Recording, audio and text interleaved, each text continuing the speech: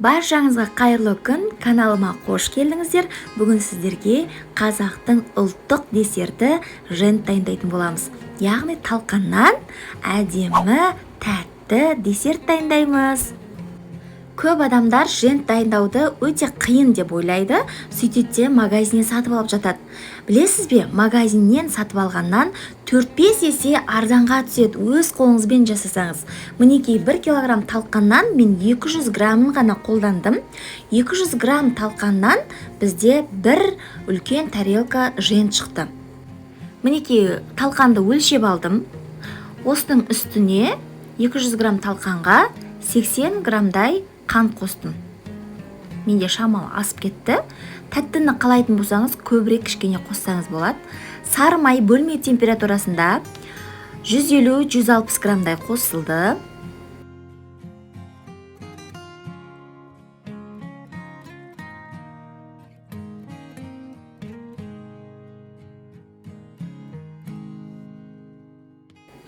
Жақсылап араластырып, үстіне сгущенка қостым. Көп қосқан жоқпын, 60 граммдай ғана. Егер де шынымен де тәттіні жақсы көретін болсаңыз, үстіне сгущенканы да көбейтіп, мед қосып, шоколад қосып, карамель қосып, неше түрлі қылып жасауға болады. Арасына мен мейіз қосып жібердім. Өз еріктеріңіз қоспай қойсаңыздар да болады, жаңғақ қосып жасасаңыздар да болады.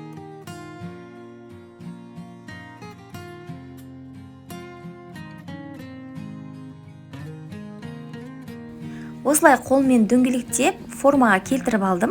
Сіздерде силиконовый неше түрлі размердегі формалар болса, соған салып, шығарып қойсаңыздар болады. Әртүрлі формада жасай бересіздер.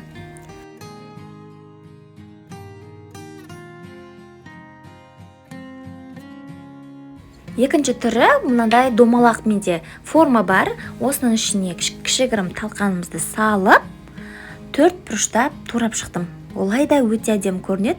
Сіздерде 4 бұрышты қандай ыдыс бар, соған салып, форма келтіріп берсеңіздер болады.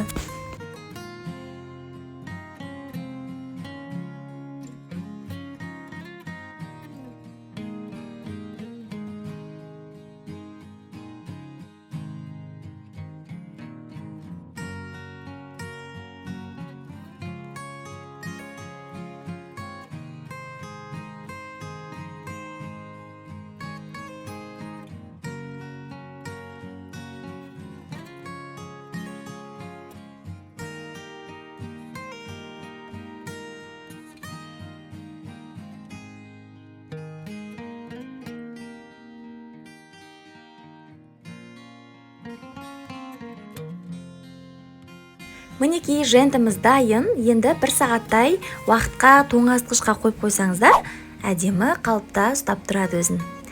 Ас болсын, менімен бірге видеоны соңына дейін көргендеріңізге көп рахмет. Арнама жазылып, қолдау білдіріп қойыңыз. Сіздермен болған Алтынай, сау болыңыздар.